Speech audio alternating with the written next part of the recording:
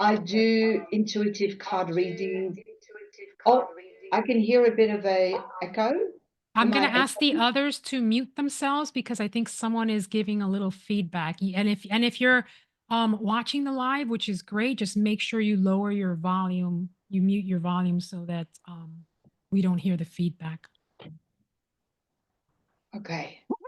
All right, try again. Try again. All right. Third time lucky. Um, so I do intuitive card readings. I'm a Reiki healer. I am an intuitive jewelry designer. So I design with gems and metals.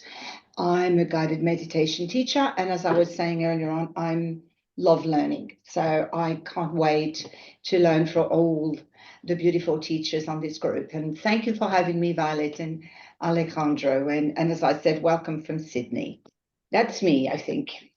Thank you for being here. And yes, Natalie joins Blossom, Violet, and I, and Carly on Thursdays. We do at least once a month. We were doing them twice a month, but at least once a month we do journaling. And Blossom plays her amazing piano, which everybody knows I'm a fan of because I don't do anything without Blossom's music anymore. All right. And I am going to move over to you, Casie. Please introduce yourself. Hi. Hi, everybody. My name's Casie. Oh, Casey, I'm so sorry. Thank you for That, correcting. that's okay. That's all right. I am a licensed mental health therapist, a holistic health practitioner, Reiki master, meditation teacher, intuitive guide as well.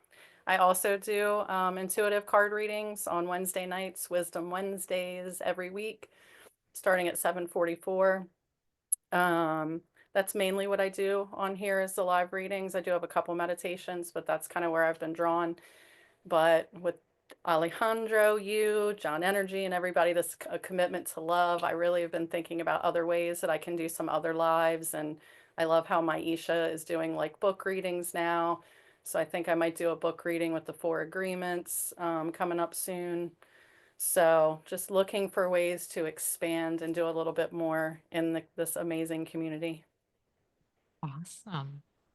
Renee, I'm going to move on to you. And I have to say, I was asking Zoom today in a chat if there's a way we could make people's names bigger because they're so small that you can barely read them. So I'm like squinting, trying to see everybody's name. So please, if I say your name wrong, feel free to correct me. Renee. Hello, everyone. So, first time on the panel. So, thank you to Violet and Alejandro for hosting. Similar to the last two people who spoke, so on Mondays, I do week ahead oracle readings. So, I've been doing those since September. And then Wednesdays, I have a rotating schedule. So I do a mix of astrology classes where I talk about upcoming transits, as well as just breaking down basic concepts. And then I do monthly mini natal chart readings, as well as monthly psychic development classes. And then some Sundays, not every Sunday, I will lead a guided meditation and journaling exercise. So I have a lot of ideas, so I like doing a lot of different things. So I give myself some variety. Awesome. And I just want to address Evie wrote, it would be great if some were suitable for European times. Unfortunately, Evie, I have a full-time job totally unrelated to Insight Timer, the one that pays all my bills. And it's 9 to 5 in the US. So I can't do these during the day because I'm working. And on weekends, I'm with the family. So at some point, I will try to schedule. I have in the past done some on weekends, but my schedule just doesn't allow for it right now. So my apologies, Evie. I know these are not convenient for all the time zones, but we do what we can. Okay, Jason, I'm moving over to you. Please introduce yourself. Well, hello, good evening, and for those of you in my part of the world, good afternoon, and also good morning to those in Australia and other places. My name is Jason T. Ingram. I've been an Insight Timer teacher on my other account actually for about 9 years, and this one I've been about 8 years now coming up. And I started doing my live streams here last October, and it's been very rewarding. And I do everything from dream work to qigong, creative stuff, theological stuff, philosophical stuff, and like to do a lot of humor. And this is my first time on this panel, so I'm excited about this. Most of my credentials, I would say, would be peer support, not necessarily from a clinical perspective, although most of my training has been in theology, professional music, and things like that. I'm an amateur sociologist. That's my big hobby, is sociology. And so I like to add a lot of that stuff in what I do in my writings.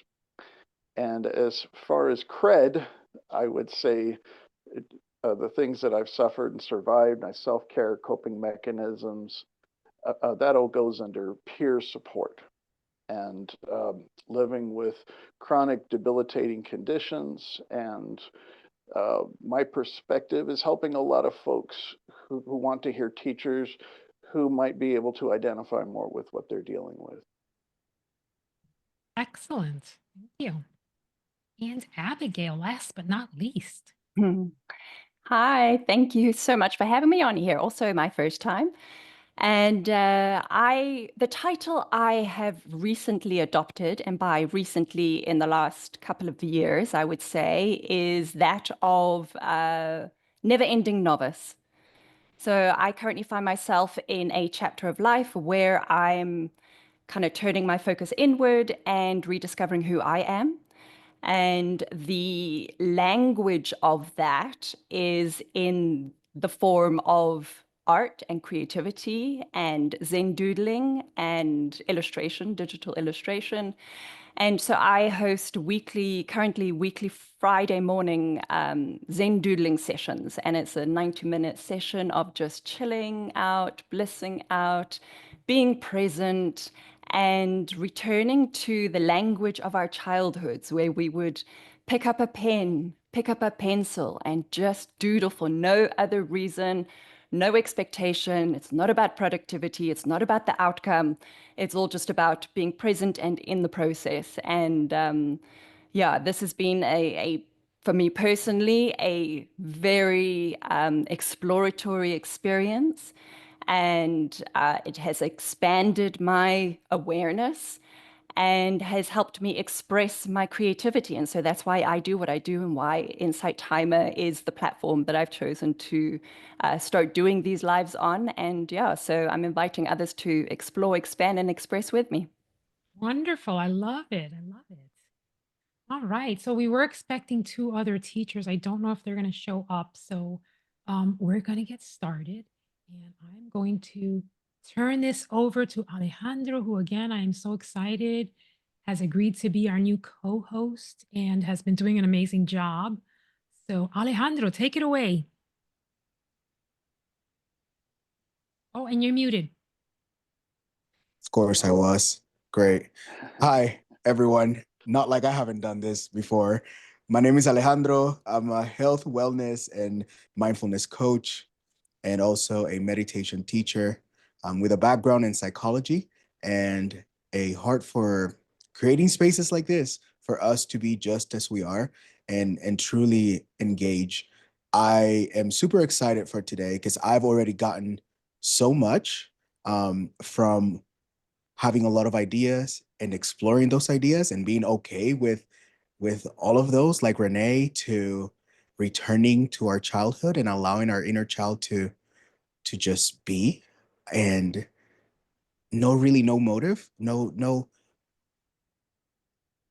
I don't want to say no purpose behind it, but just it invites me back to human being, not a human doing, and being present. So thank you all of you who are here in the panel, and thank you everyone who is joining us. Again, as we continue to explore and we continue to chat, feel free to add your questions to the chat box. We'll do our best to keep up. So first question that I have for you all panelists is, I know we're all storytellers, and I know we all can talk, but quickly, a snippet on how you got here. How did you end up being here, being a guide, whatever that might look like for you? So This is a conversation. Feel free to unmute yourself. You can raise your hand on Zoom. But yeah, not all of us at the same time. Go ahead. How did you get here? How did you become a guide? That's a great question. Go ahead, Casie.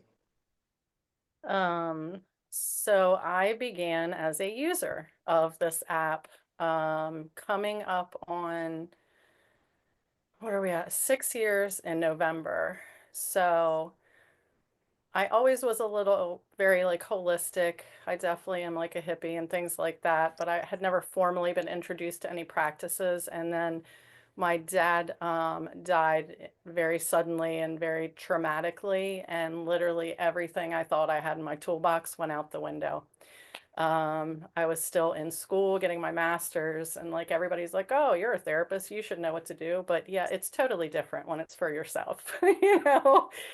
So I started what Abigail said she's doing right now, is really soul searching of, okay, what is the meaning behind this? Who am I? Who am I going to be on the other side, coming out of the other side of this grief, and really reconnecting with myself. And I just absolutely loved this app. That it's just, there's nothing else like it. The teachers there, you can literally find anything you want on here, any type of subject, any type of thing. And the community is absolutely amazing. It's unmatched. So when I finally, now we're 5.5 years in, and I'm still learning as well, but all these things have happened and skills have come in, and I was like, I want to give back. I want to become a teacher on the app and be able to hold space for other people who might be where I was 3 years ago or 4 years ago or a month ago, because things change so rapidly. So Awesome. Awesome. Thank you. Renee. Thank you for sharing. I mean, many of us can relate to experiencing grief, and I'm not going to start crying. But Oh, please, welcome to the space. Welcome. We're Yeah. open to crying. I was trying not to really hard. Yeah. No, and technically, like, I didn't realize it until you were sharing that. I was also a user of Insight Timer, but part of why I'm here as a teacher is because I was put on this whole new trajectory, and part of that was my granddad passing at the start of last year. And yeah, I had so many shakeups in my life, and that was one of them.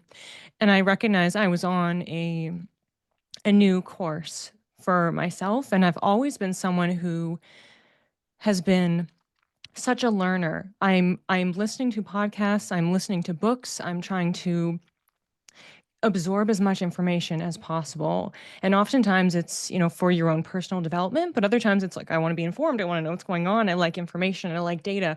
So I can come at it from multiple different perspectives. But I actually was working at a company. And so one of the catalysts for me switching into this field and an entirely new career is my company had a many rounds, but massive layoffs. And so that was happening. And then 2 weeks later, my granddad died. And so it was this whole sequence of events. And through that, I had the information come through my intuition about starting a podcast, connecting with a friend. And then I had already been trained in doing intuitive readings, and I had many years in the corporate world of being a teacher, being a mentor, being a people manager. So I had different iterations. I have all these different lifetimes in my current lifetime of supporting people, nurturing people, wanting everyone to grow and be the best versions of themselves and chase that potential.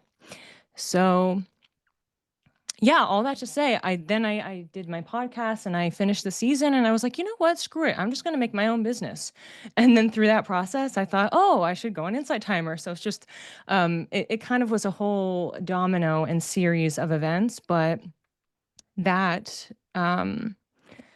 that was definitely like the big changes in my life, including the passing of my grandfather, was definitely a catalyst. So I can 100% relate. And I will now stop talking and stop crying. But thank you for sharing.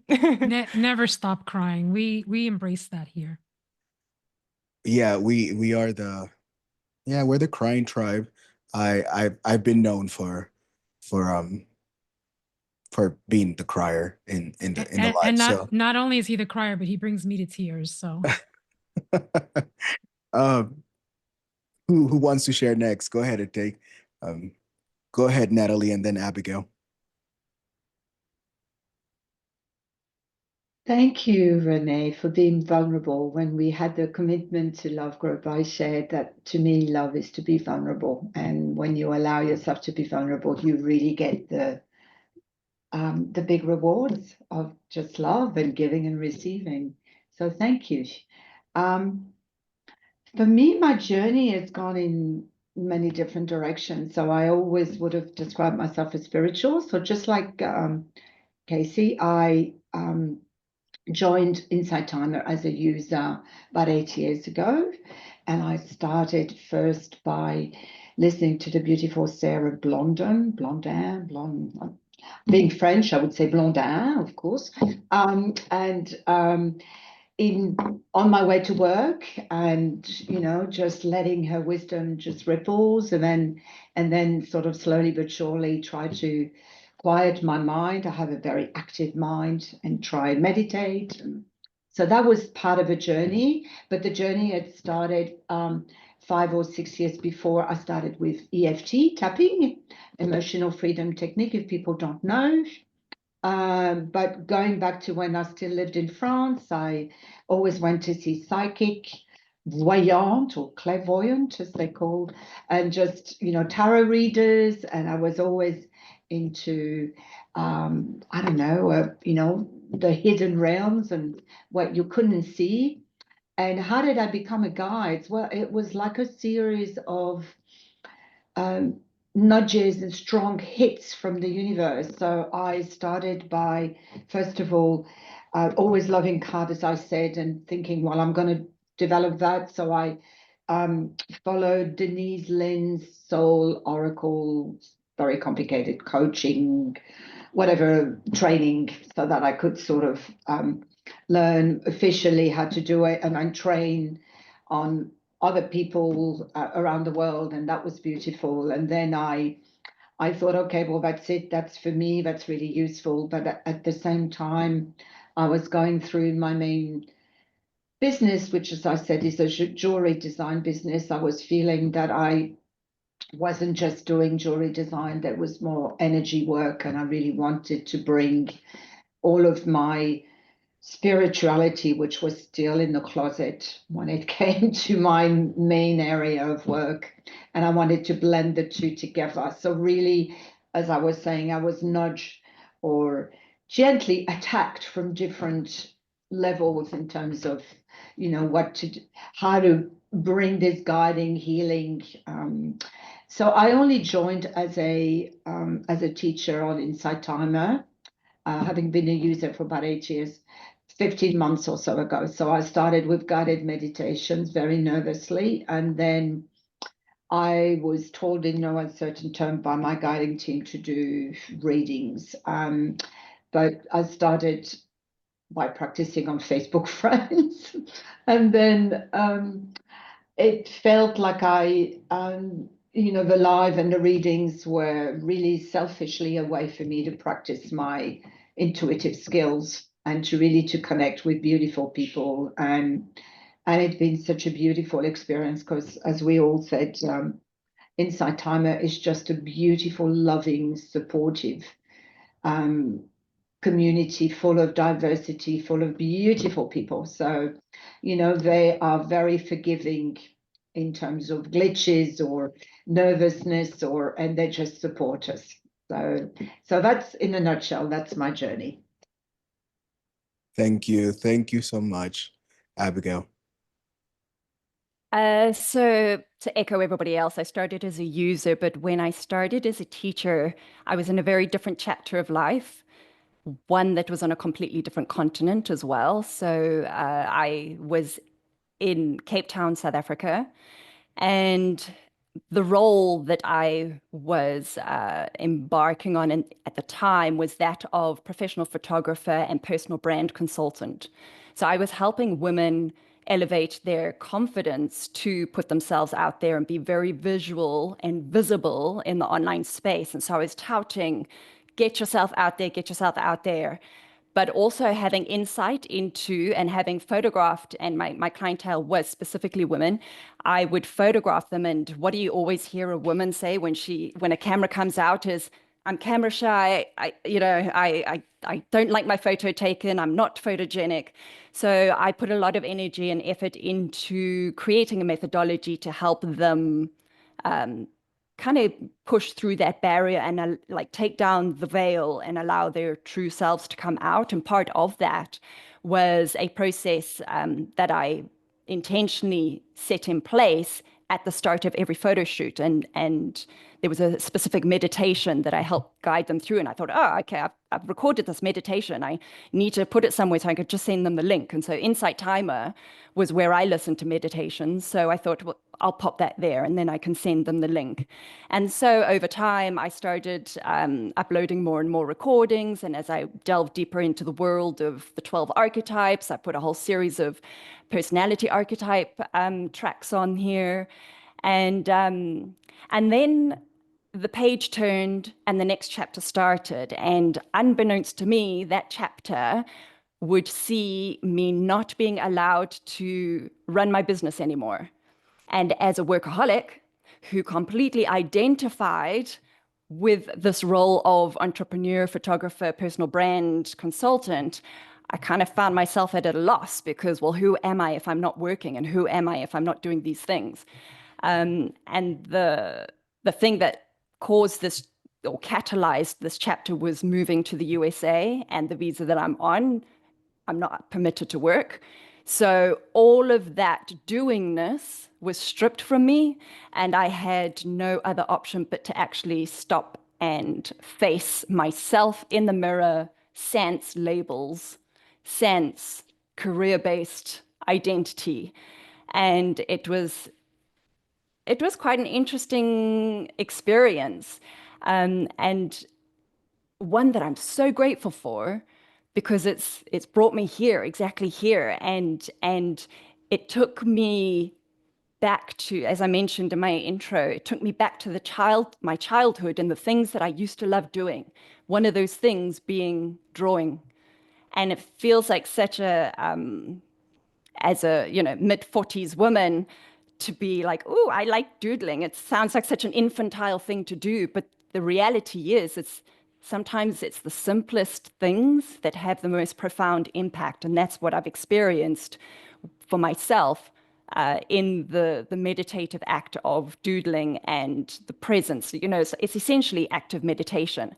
So I realized that this is something that I'm benefiting so much from and could definitely share this with others. And in this process, I went through a whole social media detox, stripped away the noise because I had to listen to my own voice for once. And the two platforms that remained was Insight Timer and YouTube. And so here I am. This is how I landed up here. That's awesome. I find it so interesting that sometimes God, the universe, whatever we call it, sort of takes us to the end of ourselves to begin again.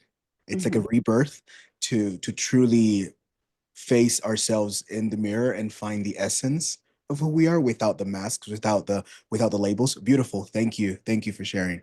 Thank you. Jason. Well, hello. Thanks for asking. I was actually trying to think of when did I get introduced to the Insight Timer? And this was a little over 10 years ago, actually. And I had just come out of, no, actually, no, I was actually still in the middle of an abusive relationship, and I was put on some horrible medications, and that was pretty much the only mental health stuff available was just more pills. And so when that wasn't working, and I had actually formed an addiction to one of them very quickly. And so it was a tumultuous time in my life, the beginning of 2015. And so I stumbled into a meditation center that wasn't too far away from where I was living in Oregon.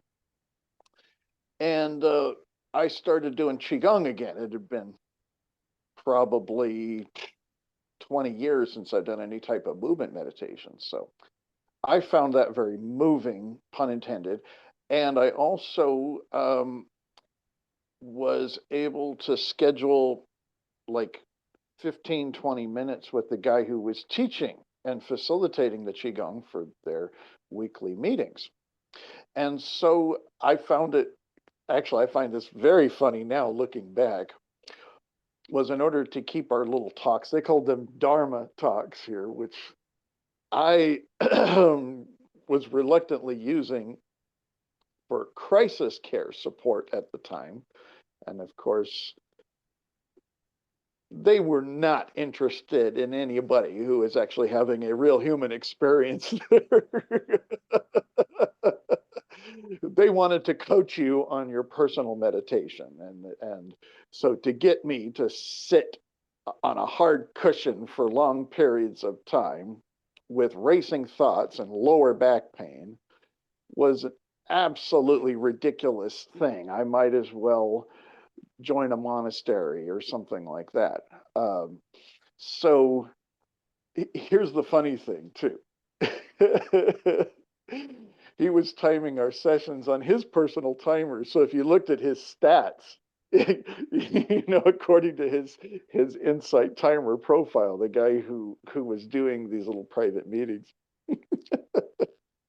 he would have hours and hours of meditation time. Really, he was just sitting and kind of doing his volunteer work, though. But anyways, I thought that was funny. So I was curious about, okay, what's that app you're using? Oh, it's the Insight Timer app. It's, has some other resources for meditation, and it's got some stuff. Okay, so I downloaded it. And then I was doing some stuff with a family member. I was publishing a CD of guided meditations, and I did the music for that. Actually, that music ended up on one of my pieces here just this last year. I remastered it. It's on my teacher profile as well. And so anyways, I was looking for a place to publish it besides putting it on a CD. So I started publishing those. It got bad reviews. So I eventually took it down. So I had this profile up, and I had actually just that same year started this music project of doing meditative music. And one of them was an ambient piece. And I thought, this ambient piece could be used for meditation. So I uploaded that, and I started getting all these great reviews about it. Wow. But it was under somebody else's name. So I'm contacting Insight Timer, and this was back in the days when their whole app was based on Windows 95 or something like that. There was very limited what they could do 10 years ago. This was probably actually more like 2016 when I started publishing with them. And so what happened was they were not able to change my name and put it under my name, and I kept publishing. So I started a whole new account. So the account that I'm under now is the main one that I've been using, but I still have another account that's under the name. I was finally able to change it just last year under Dialectic Flowers, which is my music project name, and I still have some stuff on there as well. So that's kind of my long story about how I got into Insight Timer. And for several years, up until last September, this was not a community for me. I really did not realize what type of a community it was until I started doing my live streams and getting approved on that. It was nothing more than just another publisher to get exposure with my meditative music as well. So hopefully I answered the question. If you can remind me what the question was, maybe I could answer it. You got it. You got it. how you ended up here. Same. For me, it's the same. I started in 2020 as a practitioner here on Insight Timer, trying to, in the middle of the pandemic, trying to self-regulate and trying to find some solace. I had just left a extremely toxic relationship, and I just needed some healing. And I had already been a therapist. But it's different. I think someone mentioned it's different when it's for you. It's easy to give the advice, to have the book knowledge, but when it's personal, that heart knowledge looks a little bit different. We have a question from Evie, and Evie asked, what are your best recommendations for anyone experiencing, a very tough time? What are your best recommendations for anyone, experiencing a very tough time? Who wants to take it? Go ahead, Natalie, and then Renee.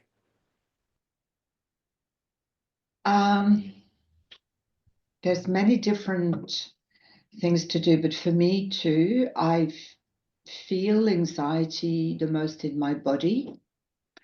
So for me, it's super important to move emotions whilst feeling them, but to move them. So I do Qigong every morning, Jason, and I love it. And I do chair yoga, and I do Dano Edens, regular shifting of the energy as well. And this is my time really to shift and move the emotions. I think when you move your body, you move the emotions. It doesn't mean that you still don't feel them, that they become lighter and you are really able to observe them and not to let them completely bring you down. And then the other way that I get to understand really what these emotions and these tough times are trying to tell me is to journal. And of course, the way I do, I discover something and then I'm into it. And for those of you who love astrology like I do, I have a lot of Virgo points. So sometimes I can be a little lot OCD. Like I discover something and I'm like, oh, I'm sorry, darling, I can't go out for coffee because I'm journaling. It's journaling time. So I went through years of just being journaling every morning. I discovered the Artist's Way, and she talked about the morning pages, and I thought 3 pages, thank God I write big, but 3 A4 pages, I can do it. But it's my way. Now I do it more when I feel I have something very specific that is going on and I want to find out a little bit more. And then obviously standard is to do tapping, to do meditation, and then obviously being in nature and really keeping yourself grounded. I have 3 pets, so their unconditional love helps me to move and just to, to receive love as well. So that probably would be my guidance. And the cards, obviously. I do cards every morning, of course. How could I forget? Yeah, I absolutely agree with everything that you just said, Natalie. The whole time I'm sitting here like yawning, not yawning, laughing and cheering and all the Virgo stuff that you were saying totally relate.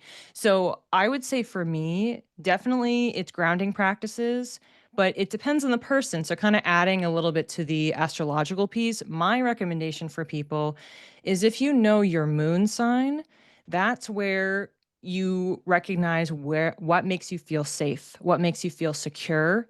And when you can nurture that, then that's the thing that you can lean into. So that's why it varies for person to person. So for me, my Virgo moon tells me, okay, well, I have to feel like I'm accomplishing something. I have to check something off. I have to ground by moving my body to clear my mind because my mind will get away from me. And sometimes it's talking, sometimes it's not, and it's journaling, like what Natalie was saying. So from person to person, it will definitely vary. So my recommendation for people is to know that it's not one size fits all. So Natalie gave some really, really great options. Maybe some of those will work for you, and maybe some of them won't. So be gentle with yourself in figuring out trial and error, what works, what doesn't. And sometimes it also depends, of course, on the situation. And with time, it's building a muscle, it's practice. And when you can expand your toolkit and you know what to draw from, then when you're in a feeling of crisis or despair or frustration, whatever it is, then if you know what you can pull from, it just makes it so much easier because you can trust yourself in I'm prepared. I can do this. I have my circle. Maybe it's talking to people. Maybe it is going off by yourself. Maybe it's doing something creative like what Abigail was talking about, expressing yourself. And maybe it's in private, maybe it's in public. So the list goes on. But yeah, I loved your answer.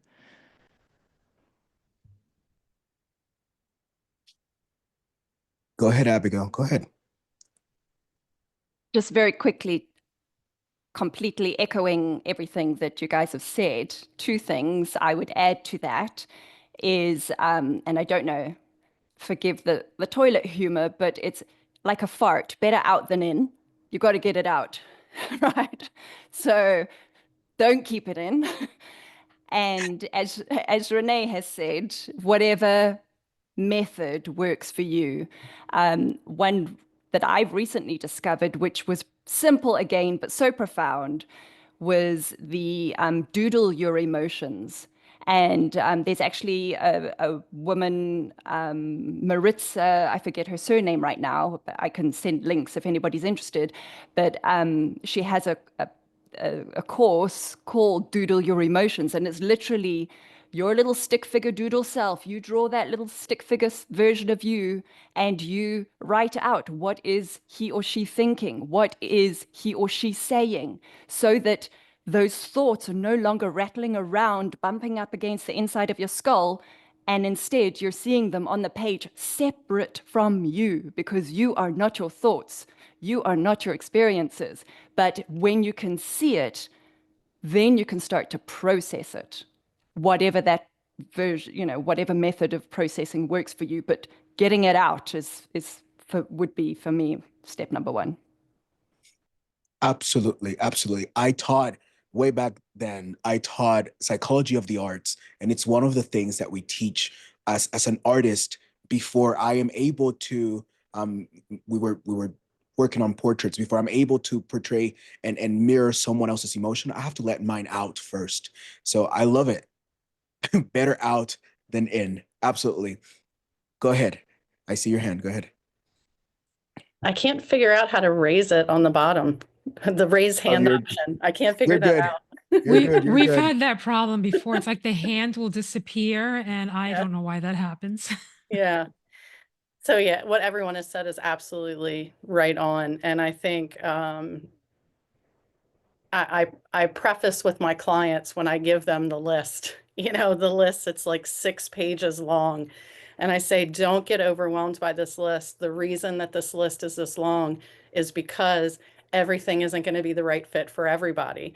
There's some distracting skills on there. There's some mind-based skills. There's some somatics and body-based and grounding and all the things, because you need to have different options, because like everybody said, it isn't. And my clients probably hate me for this, but like my saying is, we have to feel the feelings to get through the feelings, right? You have to feel the feelings to get through them. And when I first started as a therapist, I worked only with kids. So a lot of kids don't even understand their emotions or know how to get them out. And art played such a critical role for us, because I can say, okay, draw or paint how you feel when you're sad, or how you feel when you're mad, or when you're happy, or things like that. And it was a great way for them to be able to get it out, and get it out in a way that they kind of understood. Absolutely. It's funny how we going back to what Abigail shared earlier, how we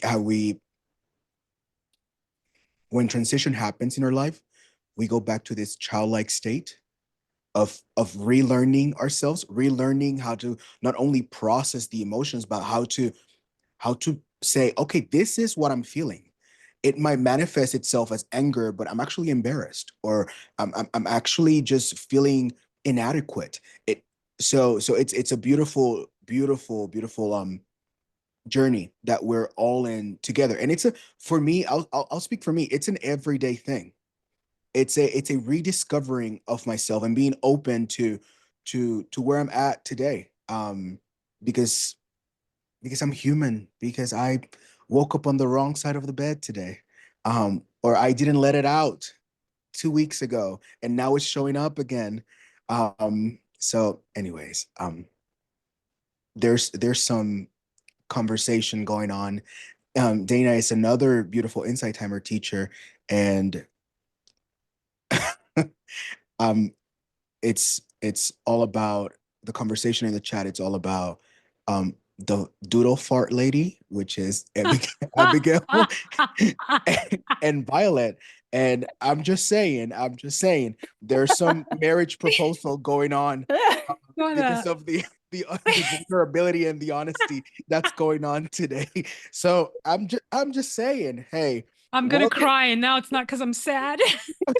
welcome. That's to not community. exactly what I want to be remembered for. Well, I volunteered to change my name to Fart Doodle. We have another question, and this one it's a little bit more specific to you as an individual. But what are some of your non-negotiable daily wellness practices? I know Natalie spoke about the cards, Natalie spoke about the journaling, but what are some of your, today, this is my wellness practice, whatever that might look like, it needs to happen every day? Anyone? Go ahead, Natalie, go ahead. I did my level 2 training Reiki at the end of last year, and I'm finding I was a bit lost as to why my guys wanted me to do it, but I think a lot of it is not only to infuse it in my lives and what else I do, but mostly for myself. I do a lot of self Reiki practice, and I've learned also to trust myself. So that's another point I wanted to make about when Casie was talking about her 3 pages long recommendations. Is not a practice is not going to manifest in everyone's lives in exactly the same way. So for me, I'm finding the self Reiki. My teacher would be horrified. I like to talk to myself, so I go through all the points and I actually talk to the chakra. I talk to the point, and I get so much from really doing that. So I also obviously shared my physical practices, how it's important for me to move my body, super important. And I wanted to ask something that is I've just I've reconnected with it, is joy and laughter. I'm trying to convince my husband, who's a crime program fanatic. I said to him, I just want to watch something that makes me laugh. I'm finding more and more the need to laugh in whatever way, that. So I was going to say laughter and Reiki at the moment. It's probably what I try and do most days. Awesome. Cool. Renee, and then Abigail.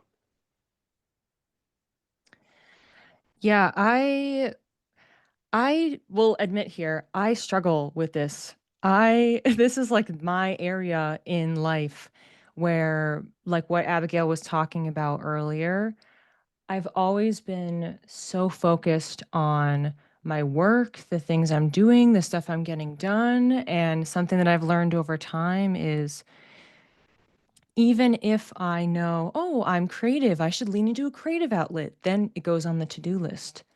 And then the to-do list gets long, and then I get mad that I'm not accomplishing the things on it. So I am causing the pattern to repeat, and it is coming from me, even if it's for wellness. So something that I've had my intuitive friends read into for me and that I've received messages on myself is to try to not plan. So it's kind of almost the opposite of I have to just, if I can do the thing that day, great. And if not, I have to let that go. So it's like answering the question, but not answering the question at the same time, because I have such a hold with control that I have to release. So if I can just look at what I accomplished at the end of the day and say, you know what, that's a thing that made me laugh, that made me happy, that made me feel connected, inspired. That's the thing I take with me that day. And then that will vary. But yeah, it's like, how can I reduce how I'm trying to structure my time and my reaction to structuring my time? And for me, when I feel I've mastered that more, then I think it will be easier for me to actually incorporate something into more of a schedule or routine. But it's just I'm trying to release my compulsion to schedule everything in my life. Oh, I relate. As a type A, as a planner, as someone who learned that I had to be in control to have some sort of solace in my life because everyone else was in control. As a child and from my own experiences, the deconstructing of the schedule is my wellness practice. So I can relate. I can relate. Abigail. I can relate as well, in terms of that dance between the structure and allowing space for intuitive creation and flexibility. So that's a constant, like it's gym for the soul daily. You just gotta, yeah, and I think the awareness of it for me is one of the non-negotiables, that constantly being awareness of this dance that is going on, between what needs to be done and what is calling to be done. Moving my body is a non-negotiable. Expressing creativity is a non-negotiable, and introspection is a non-negotiable. What that looks like for me varies depending on the day, depending on the week, depending on what's on the cards. And so another non-negotiable, because I also struggle with that structure thing, and that there is recognizing how free I feel in structure. So knowing where those boundaries are, I had to set up like a little system for myself. And I can see on the days when I do not refer to that system, where I get overwhelmed by the things that are not getting done or not getting my attention or my energy. And funnily enough, I am one of the systems I can show you here. I have a little wheel, and this is my personal like to-do list. So I write down what are the habits I want to do every day. And then I let the wheel decide what I'm going to do. And so then the things are there, and I'm leaving it to fate to tell me what I'm going to do next. And it just really helps, because then decision fatigue is not there. I don't have to make the decision, and I just go with it. That is so good. I like that. I like that because it's this balance. My first therapist during my intentional healing journey, because I had therapists before, but this is me saying, 10 years ago, enough is enough. I'm at the end of myself. Used to tell me all the time, be a cooked noodle. And I'm like, huh? What do you mean be a cooked noodle? I mean, have the structure, but be flexible. Yeah, I'm like, yeah, totally. ah, That's it. I'm like, crazy, but makes sense. Thanks. But yeah, be a cooked noodle. I like that. I love your wheel. Awesome. Um, come in next. Whoever wants to come in next. Oh, I was thinking I wanted to chime in here with something here. As far as daily self-care stuff, I think that's what we're talking about. Okay. Um, there are things that I could say that I do 2, 3, 4, 5, usually 6 times a week, and that's typically just taking long walks. And I like to do them in the evening, and it's been really nice here living in the Sonoran Desert because we got clear skies so much. And a lot of times it'll be moonlight or starlight. And I do audio journals. I find that I could actually do 3 or 4 different self-care things at one time. I'm taking care of myself physically by the exercise. I'm spilling out my stuff with my virtual therapist, which is just a voice recorder on my phone. And then when people watch me walking, they think I'm having like a business call. So I look important, but usually there's nobody around watching because there's hardly anybody that lives here, especially in the summertime. If I do my walks, I'll be walking around without a shirt at 1 in the morning and it's 100 degrees and stuff. So occasionally the law enforcement might be a little bewildered by that. They have. But that's usually about 5 or 6 times a week. Every day, though, if there's one thing that I do every day. Okay, sorry. Could you say that again, Alejandro? I didn't catch that. You said that's only 5 to 6 days a week. I said there's only 7. But go ahead. I'm sorry.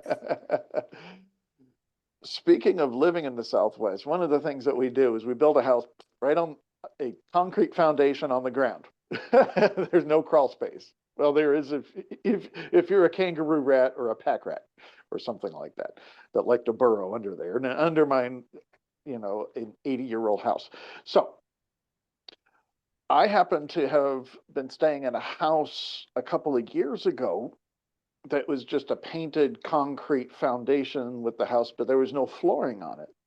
And I'm like, I think I'm earthing like all the time whenever I'm bare feet walking around or even just in my socks. And if you don't know what earthing is, it's a physical therapeutic thing. It's not like spiritual grounding where you're meditating and you're,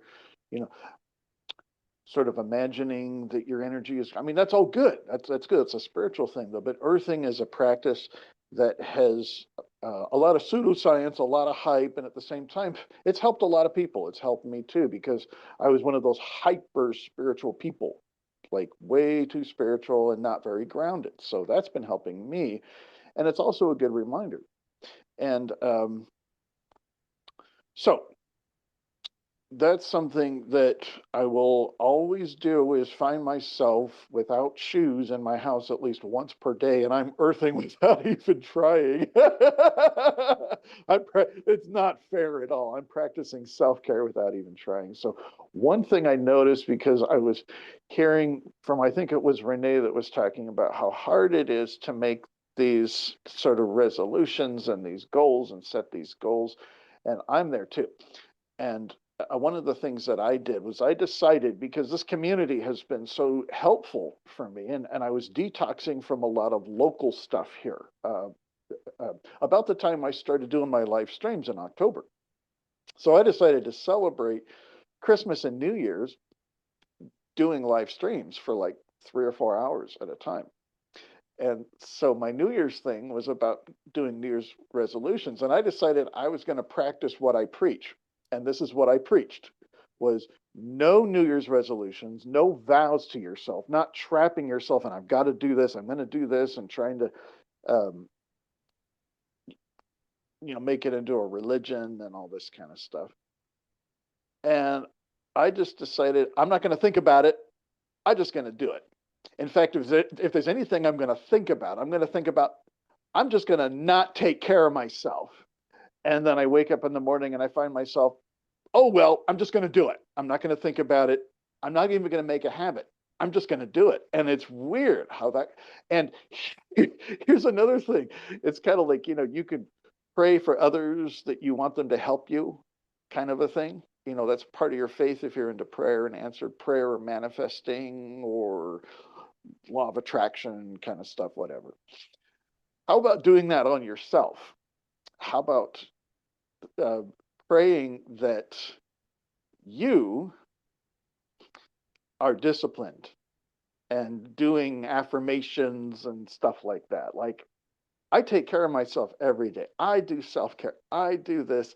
And then it's not a vow. It just happens naturally. In fact, you might even just kind of do it out of control. And then before you know, within 3 weeks, you're forming a habit and poof, you're doing it.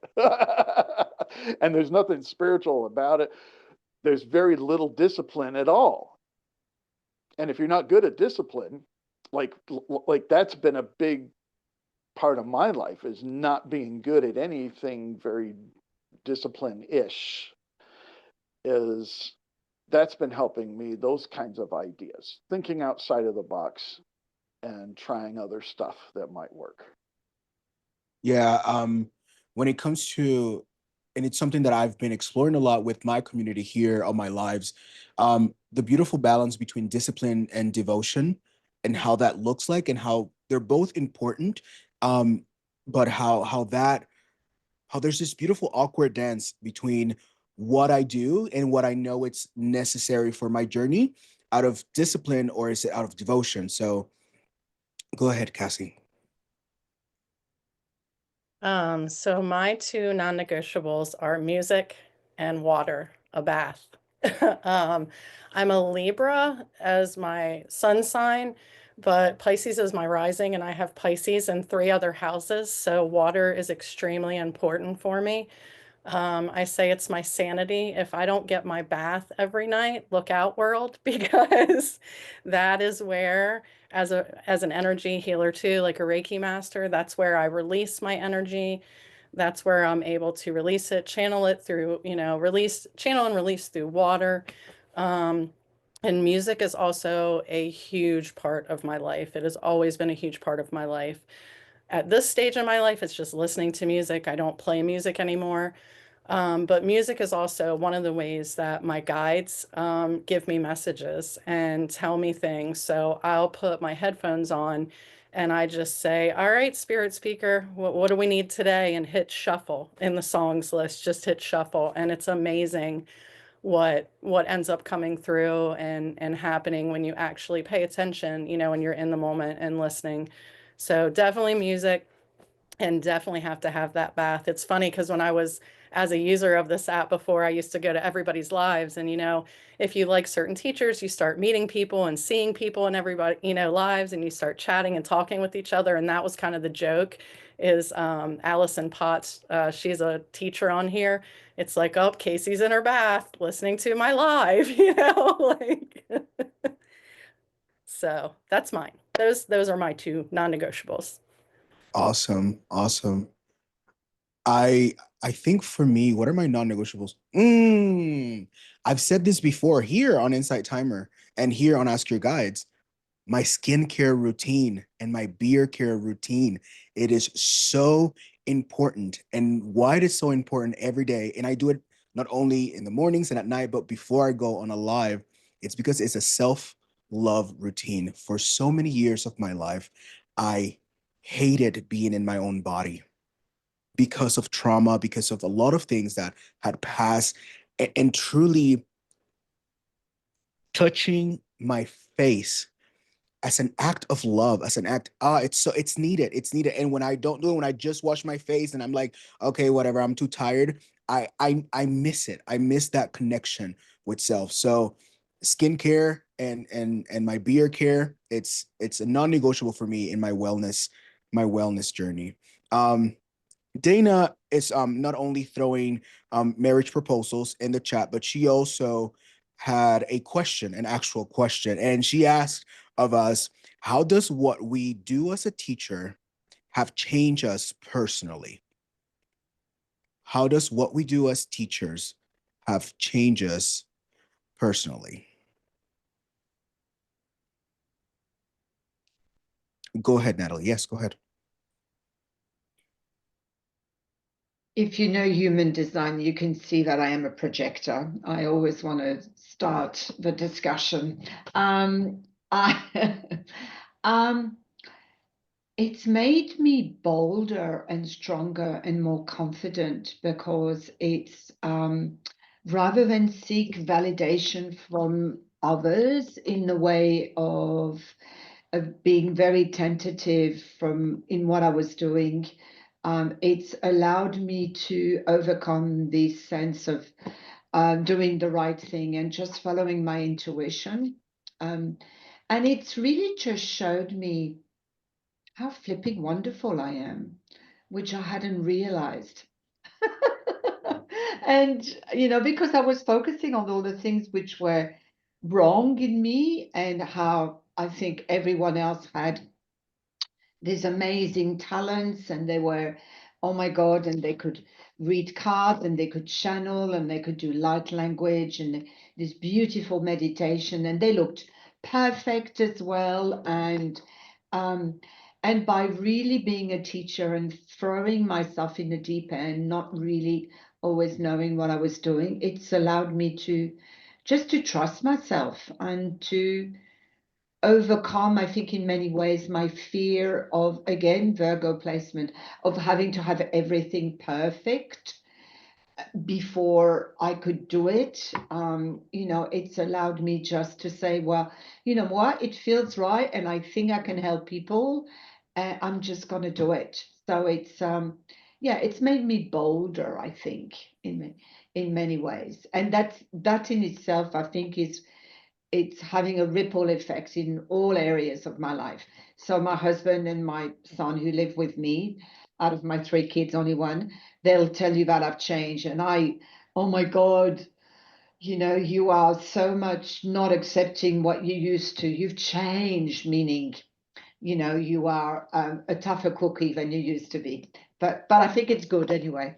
Good, good. Anyone else? Who's next? It doesn't matter. Bring in your voice. I wanted to add to what Natalie said. I mean, she could have been taking those words out of my mouth. I know a lot of you have heard me say in the past how much of an introvert I am. And I know there was someone in the chat saying she doesn't want to be a teacher because she doesn't want to be on video. I did not ever want to be on video. I used to do Zoom calls with my camera off all the time. And I loved the teachers on Inside Timer. I thought they were amazing. And like Natalie said, I thought they were all perfect. And I thought, wow, like you have to be superhuman to do what they do. And I finally said to myself, get over it, feel the fear, do it anyway. And I'm not a meditation teacher. I'm not a yogi. I'm not a lot of things. What I am is good with technology, and I wanted to find a way to get in here and use it to do exactly what we're doing right now. So I love journaling. So I jumped in with that and worked my way in so that I could do this. So I love everything Natalie said. I just had to chime in there. Not me about to cry. Okay. Okay, Violet. Aw. Um, And I wasn't I even trying. I too. I too. I 3 years ago, I was a teacher with uploading meditations before I wanted to go live. Lives was not my thing at all. But yeah, Abigail. I forgot what I was going to say now. I was going to respond to Natalie and say human design manifester. So in that respect, I get to use my voice. But Violet, you reminded me what the other thing was that I wanted to say was that how it's changed me. So in this chapter that I currently am in, I realized how much of an introvert I am. Whereas when I was doing what I was doing in the previous chapter, I had the mask of an extrovert because that I had to come across as confident because my clients needed confidence, and confidence is contagious. And so I stepped into that role. And so in this quiet chapter, I've realized how much of an introvert I am. And so much so that I had kind of disappeared into my own little inner world for a very long time. And not that that was a bad thing, because I love it there. I so love my company and my doodle, it's wonderful there. But what this platform did for me was helped just open up that window and allow me to step out and connect again, because I did realize how much I actually do need that connection. Much what Natalie was saying about stepping into flexing a confidence muscle again, being vulnerable, making a mistake, like being willing and embracing the discomfort of, guys, the tech just isn't working with me today. Like you, Violet, as well. In my previous chapter, I was full on into the tech. So this like tinkering, I love it. It's like putting together puzzle pieces and playing with OBS, and I love figuring it all out. So I got to play in that MacGyver kind of role again, which was cool. And interestingly, I also do these doodling sessions at my local library every other week. And I find that far more intimidating than doing these live sessions here online. This is my space, my safe space here, and I feel so much more at ease and present doing these sessions here in Insight Timer. And the last thing that it's done has unlocked creativity, not only for myself, but has helped me witness that contagion of creativity, like that ripple effect that you said, you know, that you see it go out. And then I'm like, oh, people actually showed up. That's amazing. I feel seen, you know, like, so even if it's just one person, that's fantastic. So it's very validating for the little ego that needs a little, you know, high five every now and then. But then also it's the reminder, you're on the right track. Your compass is pointing north. Keep following. That's what it does. So good. So good. Go ahead, Casie. Yeah, I'm going to piggyback off of that too. Hi, fellow introverts masking as extroverts when we have to at times. I am a massive introvert. I also am really, really high functioning, but autism, and that's one of my categories, is with social relatedness. So I can be really awkward. So this has really helped me with that as well. And then having a place to be able to find my voice, like you said, and express creativity, because my state is not, but I live in a very small conservative area where expressing my opinions is not safe. You know, expressing my opinions is not the norm, and being made to feel like you're different because you care about human rights and you care about queer rights and you care about all of the things, and not being able to be vocal about it. This has given me a platform to be able to be me and be my authentic self, which I can't do all the time where I am. And like, for that, I'm just so thankful, like so absolutely thankful. Absolutely. Absolutely. Go ahead, Jason, and then Renee. Yeah, that's something I can relate to as well. Is I feel more validated, and especially when it comes to contributing to stuff that I wasn't able to do for the fact that everybody was trying to tell me I couldn't do it. They just simply didn't believe it. And there's also a lot of territorial stuff living in a small community too. And I find that folks that share my views, my, tree hugger views, have actually opposed me the most, which is something that most people would find unusual and kind of hard to believe. So it got to the point when, having taught at the yoga studio for a couple of years, my classes were dwindling down literally to nothing.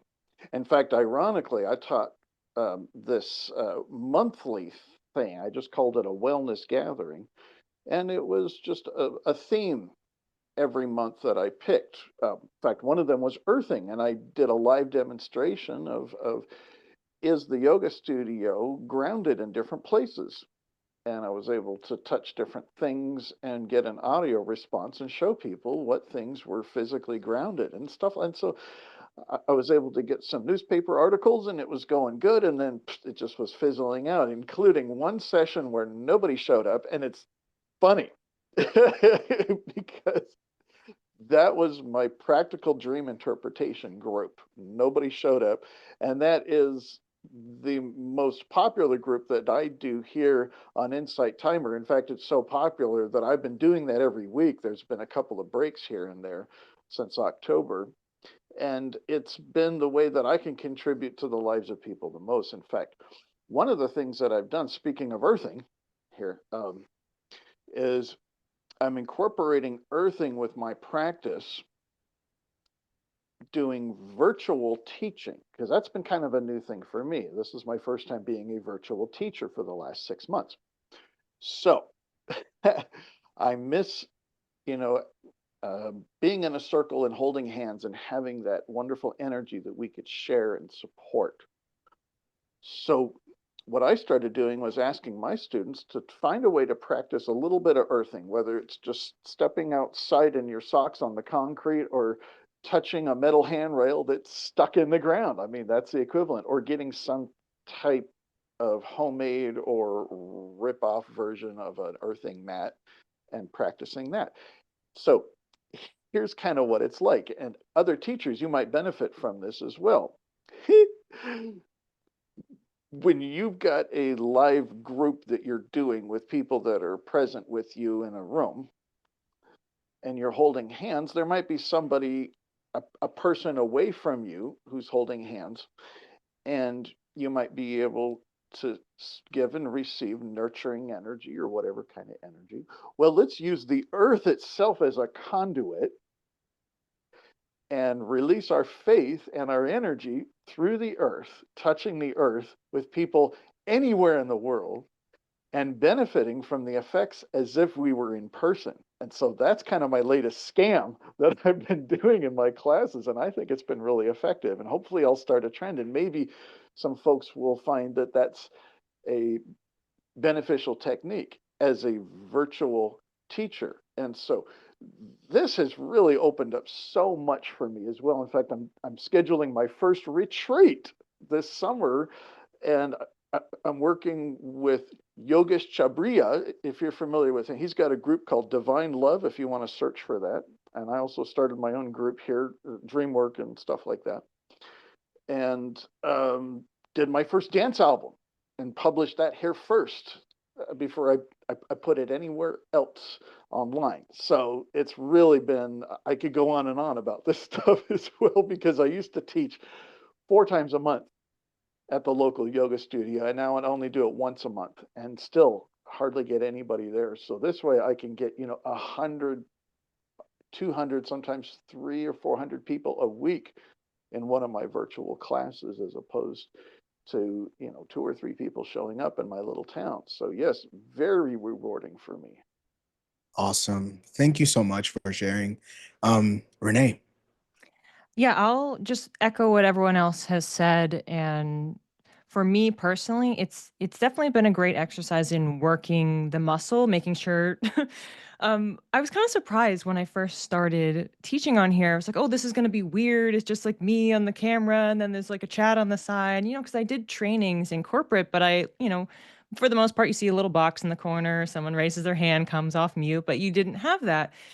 And I was shocked at how quickly I adjusted. But really, what I have been able to get out of it most is the community and connection. Like, whenever I see people come back to my classes and I'm like, oh, or like they say nice things, that they enjoy what I have to say or how I'm articulating something, or that the messages I receive, if it's intuitive or resonating with them, it just makes you feel good. So I like having the opportunity to do that, and then to practice that skill set, because then I can take it into real life. Like, I started doing some in-person workshops or collaborating with other people just outside of the platform.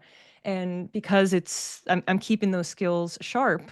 And if I can be in front of an audience of several hundred people virtually, then okay, well, I can be in front of people in real life, and it's 10 people. That's not a big deal. So as far as like the introvert conversation goes, I definitely was an introvert growing up, but I feel like I kind of always like straddled the line where I had very extroverted tendencies, but then it's certain things happen in your childhood, and so then you kind of go quiet.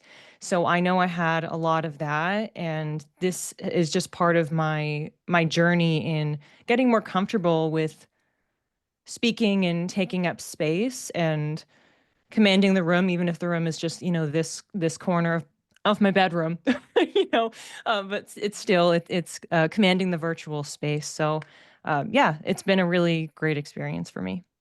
Absolutely, absolutely. For me, I think the biggest thing that I've learned from being here on Insight Timer for the past year as someone hosting live session is showing up just as I am. I know one of the things that are very true to me, it's vulnerability and openness. And there has been lives that have been scheduled that I'm just not at my 100. And I still show up, And those lives are so good and so profound. And that has helped me personally to practice to practice what I preach, to practice what I teach, which is show up just as you are. If all you can give today is 30%, give 100% of that 30%, and that it's still enough. So for me, that's been my biggest thing. So as we come to a close, to an end, I want to invite all of you teachers to let us know what's going on with you here on Insight Timer. New tracks, new courses. When is your next live so people can join you and truly help you co-create beautiful spaces. So Renee, do you want to take it since we're already here? Yeah, sure. Go for it. So my next live is on Monday. So it is actually at a kind of an odd time. Usually, so I didn't say this at the top. So I'm based in East Coast, US. And so I usually do kind of around midday, lunchtime, or right after work. So I can catch some different people all around the globe because I want to be inclusive of everybody in this global community on Insight Timer. So I have a weekly card pull on Monday. And so that is at 2 p.m. Eastern time. So again, it's actually slightly off schedule. And then next Wednesday, I am doing mini chart readings. And then I won't list off all of my classes, but definitely if you're interested in giving me a follow, I have all of my April classes already scheduled out. So would love to see you in the chat. Awesome. Thank you. Abigail. So at the moment, I do just a one weekly live session on a Friday, also Eastern time at 10 in the morning. And it actually works out to be a lovely time because European friends can join. It's their end of a Friday, start of their weekend. So they're joining after work. And then, yeah, otherwise it's in the morning, and it's just a daily or a weekly Zen doodling session. I've got alternate series. So every alternate week is an alphabet themed doodle session. And then the alternating week is a let's see what happens creative exploration Zen doodle. And the wheel features heavily in helping us decide what doodle designs we're going to do. So there is zero pressure at all. Awesome. Cool. Thank you. Jason.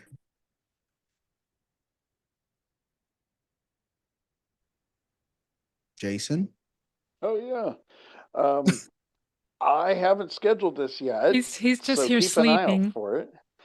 In a couple of days. No, I was frozen for a little bit. Speaking of frozen, a big shout out to our friend in North Dakota. Misty was my first student, and she has been my faithful follower here ever since my first class in October. And we want her to be a teacher on here. She has so much to offer. She's a survivor and has so many insights and wants to travel the country. So hugs to Misty. And I've got a special guest here today. This is Louie the turkey. And I'm thinking that Louie could, I know he doesn't look like a turkey, but there's a backstory to that. So anyways. Looks like a little bear. He's Louie the turkey, believe me. So anyways, he's coming out of hibernation on April Fool's Day, and I'm going to do jokes and parodies. I'm going to have I'm going to play a little guitar and maybe my banjo and come and do show and tell. So send me links to your Instagram art, poems, funny stuff that you want me to say or do within reason, of course. Tomorrow, I've got a world premiere of my 1 hour ecstatic dance piece that I did 28 songs all together in one big world beat new age monstrosity that we're going to dance to here at the yoga studio, and I'm going to live stream it. So you're at home, you can watch us, or you could dance like nobody, well, literally nobody's watching. And then I'm going to make that available first on Insight Timer before I send it out to the online stores. So that should be really fun. as well. And of course, my Wednesday night dream groups, I've been doing that. Right now it's 6:15 Pacific, Arizona time. Do the math. Again, there's nothing on the agenda except Friday right now. I usually don't schedule my stuff till the last minute, so that's. I know I need to change that. I'm believing to change that habit. Amen. Right. Thank And you. my first retreat. So that's going to be the 21st to the 25th. It's a midweek retreat in the middle of, get this, the Prescott National Forest. Yeah, of course. And there are garbage cans that are bear proof. Yes. So it's up with the pines at 6,000 feet. It's not like Arizona summer weather. It's rainy and cool and just wonderful, roughing it out there. It's affordable, and we're going to have Yogesh Chabriya either come if he can get his visa or be with us virtually from Mumbai, India. And of course, lots of crazy activities. In fact, I just added one too, a extended haiku contest. Who could write the longest haiku? Okay, for those of you who know what a haiku is, you're like, okay, never mind. I'll be honest, I have no idea. I'm gonna Google it. What is a haiku? Okay. I know what a Okay. haiku is, but I don't know that I could write a long one. I don't even know that I could write a short one, to be honest. Well, the funny thing about it is they all have to be the same exact length and syllables. So anyways, it's Too going to much thinking be, for me. the whole theme is about getting unstuck from your life. So Yogesh is a success guru to these big companies around India and overseas. And so that's the focus, is movement, meditation, ecstatic dance, and moving with your life. So I am so jazzed about that. Awesome. Awesome. Thank you so much for sharing. Natalie. Natalie and friends, since my dog Coda and one of my two cats joined. But anyway, we're all here. What I do, my next is I do every Monday. So Australia is the awkward time zone, but I try to make it work. So I do live readings where we mix, because I'm absolutely fascinated with astrology. I always have been, but it's calling me. So I've been mixing the cards and the astrology. So I do two lives on Mondays. So one at 10 a.m. Australian Eastern Standard Time, which tends to work for US people. And then I do one at 7 p.m. Australian Eastern Standard Time, which works for Europe. And between the two, that I tend to cover most time zones. South Africa is good because they follow Europe as well. So, I try to I even get India. Anyway, it tends to work, and that's a beautiful community. And I get some lovely regular people, just like Renee was saying. And I always feel so blessed that they keep coming back. So that's so beautiful. I am hatching, not an egg, but I'm hatching a guided meditation track, a new one, which will be about love. All of my meditations tend to be very much about talking about personal journey, my personal journey and experiences. And I've been feeling for several weeks, ever since John started a commitment to love, I've been feeling a new meditation coming, but it hasn't yet landed. And of course, I do, as Violet was saying, I join Carly and the other Violet, the Blossom Violet, the two Violets. And I think our next live is, you say Thursday, but that's Friday morning for me. And this time I will show up on time because I didn't realize that the US had changed their time zone. And I was like an hour late, just like the star I am. I arrived an Absolutely. hour late. And you were fabulous. Of course. And so I'm loving doing that. And as you were saying, we do it, every so often. And what else am I doing? I think that's about it. That's enough. That's what's That's happening for enough. me. Yeah, that's enough. Awesome. Awesome. I, Thank I do you. 2 lives a week and I'm exhausted. Like I'm exhausted already. And Cassie, coming in, share with us what you got going on. All right, so first and foremost, I want to thank both of you, Alejandro and Violet, for well, Violet originally reached out to have me on this. I'm a newer teacher on here. I've only been a teacher for about 6 or 7 months, so I'm still kind of growing, growing a community around what I do. So I really appreciate being here and also being able to meet the other amazing teachers, because I come as a watcher, to this and meet new teachers that way too. So I do a live every Wednesday called Wisdom Wednesday. I normally start with a short energy reading of what's going on. Then I've channeled a card for the collective. I read that and then I open it up for individual readings. So that is Wednesday night. I also am Eastern Standard Time, so it starts at 7:44 Eastern Standard Time.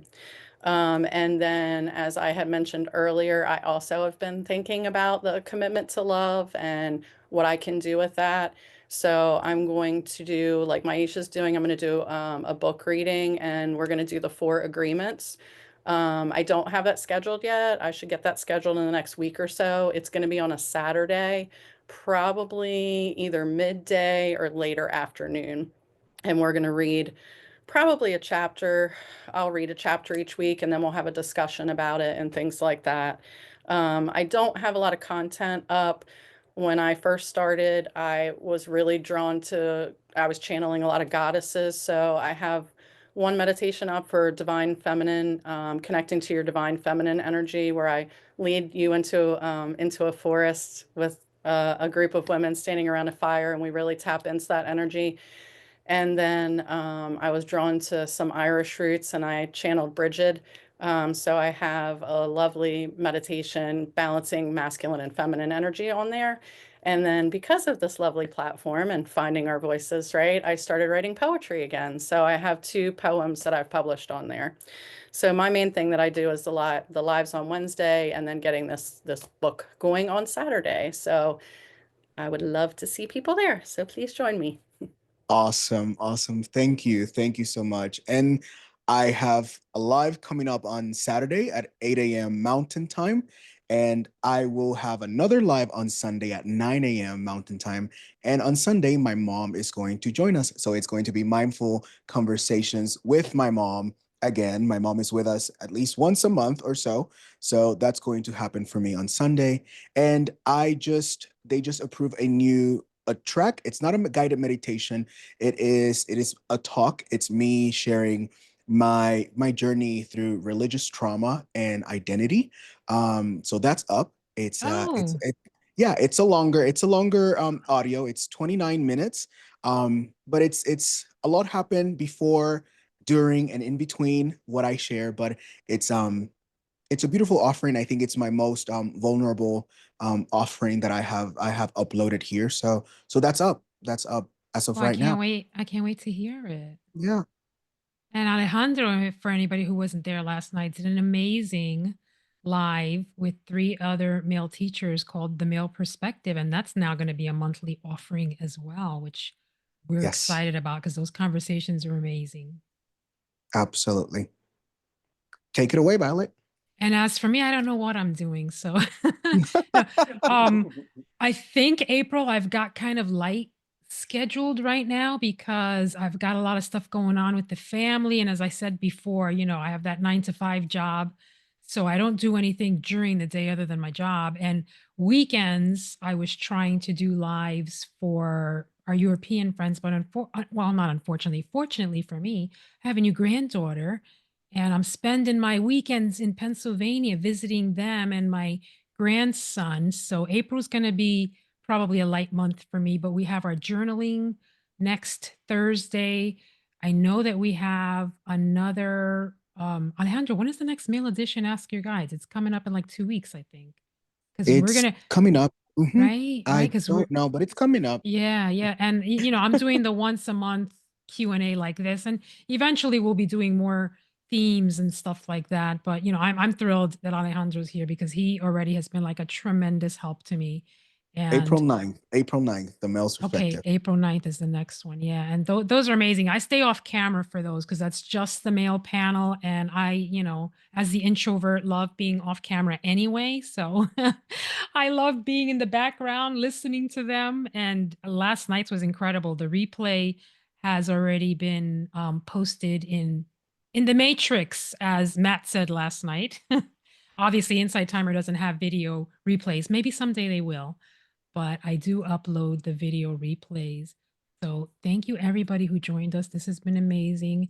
Thank you again, Alejandro, like 200 times over for agreeing to be the co-host because you're amazing and you've Thank taken you. so much pressure off of me. I like to hang out in the chat and joke around with people. So And thank so, you to all the teachers. Thank you, Abigail, Renee, Jason, Natalie, yeah. Casie. Thank you all so Yes. much for being here. Yes. Thank you for co-creating beautiful spaces with us. Thank you so much. Absolutely. Absolutely. All right, everyone. So we're going to say goodbye. Madeline, Violet replay is coming to Insight Timer. Okay. We're going to say goodbye and we will see you all soon.